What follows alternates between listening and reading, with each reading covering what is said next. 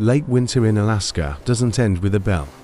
It ends with a few extra minutes of daylight each day, and that alone is enough to shift the rhythm of the entire land.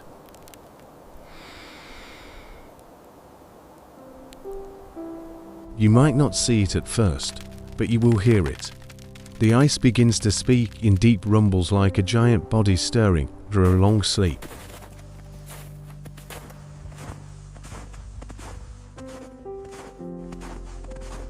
The sun is still low, still cold, but its path grows longer every day. At this latitude, light is the biological clock of the whole ecosystem.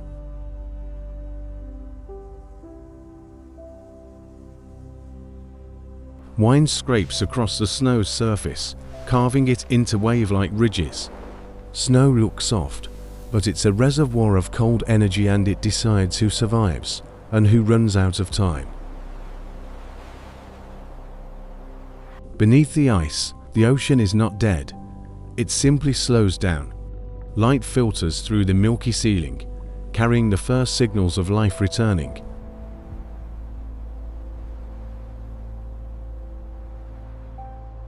A single droplet trembles at the tip of an icicle so small it seems meaningless. But in Alaska, the first drip is always a sign. Heat has begun to win, millimeter by millimeter. Lichen and moss reappear on dark rock like ancient memory. They live slowly, tolerate cold, and they're among the first to greet the returning light. As the sun strengthens, the snow doesn't melt evenly, it blows away. Wind lifts tiny ice grains like dust, thinning the white coat winter laid over the land. The night is still long, but the sky has changed. The dim glow of dawn pushes back the dark like a promise, slow but certain. A footprint in snow is a short story. Who passed here? When?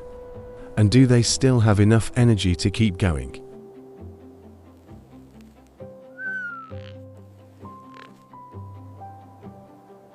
Ice sheets on the lake grind, split, and boom. It's thermal stress, expanding by day, tightening by night, a daily cycle that weakens ice from within.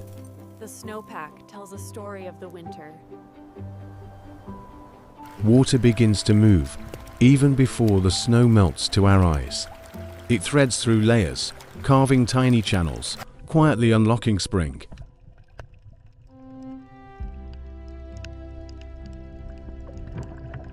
In open cracks of water, steam rises like breath. Water is warmer than the air, and that temperature gap creates the river's visible exhale. The cold navigates the icy landscape in search of sustenance near the warm embrace of the rock. When a storm arrives, the world gets erased. But storms also reshuffle the surface, adding fresh snow, packing layers, and setting the stage for faster melt later.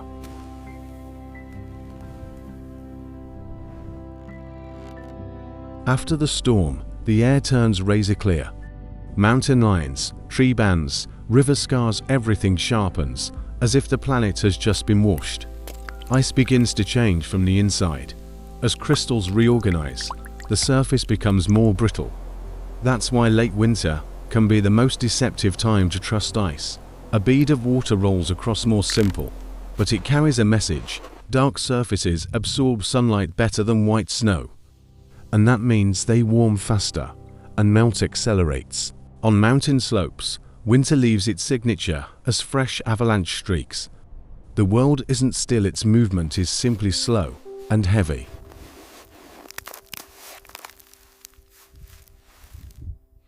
Glacier-fed rivers, snow-fed rivers, rivers beneath ice, begin to separate into layers. Water finds exits, and Alaska's circulatory system reopens section by section.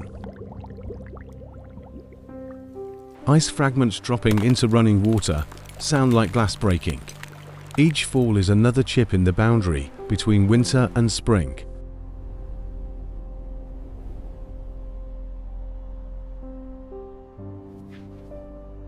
Hoarfrost collapses when sunlight touches it. The most delicate crystals are often the first to disappear, like winter's final, fleeting salute.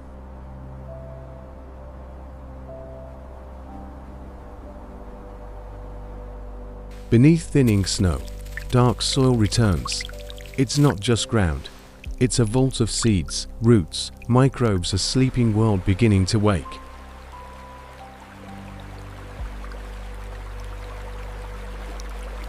Flowing water beneath ice is where energy returns first. Water is always moving and motion is life, even when the pulse is barely visible.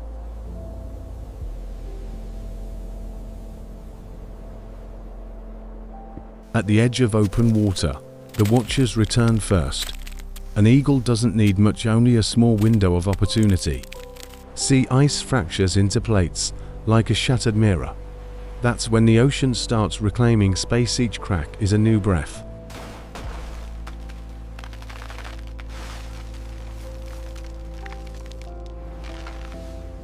Tree resin freezes like amber. It tells you the tree is still alive, just slowed down. And as warmth rises, sap will flow again, the forest's veins reopening.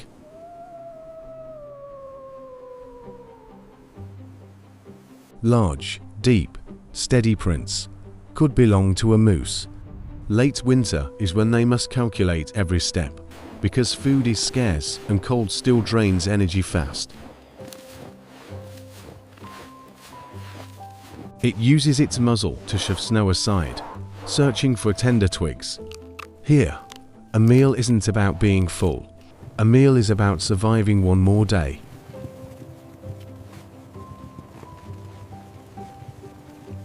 Caribou move like a current, not hurried, not dramatic.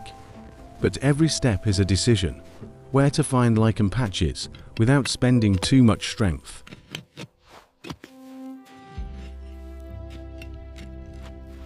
A red fox appears like a flame on white light, fast, and its ears are radar. Under the snow, small lives still move, and that's its food.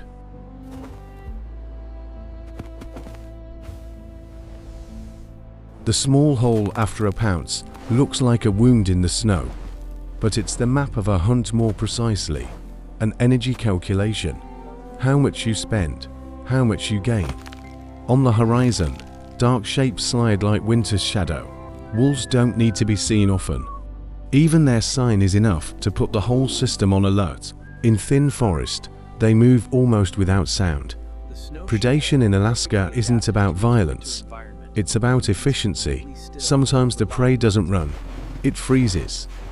A snowshoe hare understands that stillness can be the best camouflage when snow remains its shield. The eagle lifts off one heavy wing beat like a door opening. In late winter, every movement is an investment. It flies only when it must.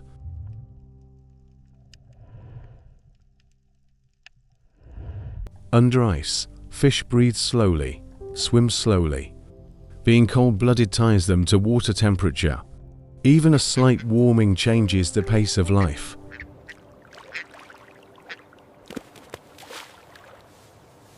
A ptarmigan is almost swallowed by the snow. But look closer, the eyes, the breath, the patience of a creature that learned to survive in endless white.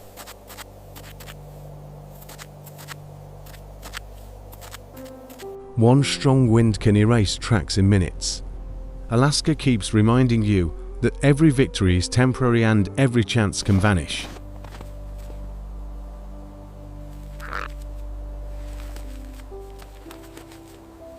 A raven is more than a scavenger. It's winter's witness. It knows where food is, where danger lives, and it learns through memory. There is a small doorway on a snowy slope. Inside, a large body sits on the border between sleep and waking. A bear doesn't snap awake like in films. It returns slowly. From above, the trails look like stitched threads.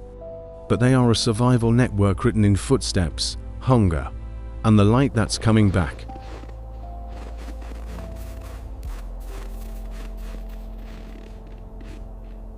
A wolf's breath rises and disappears at once. Cold air keeps everything close to the ground. Smell, sound, movement. Hunting in late winter becomes a game of distance and wind. Willow buds swell like tiny signals. Trees don't know spring by calendar. They know it by day length, and that's why light matters more than temperature.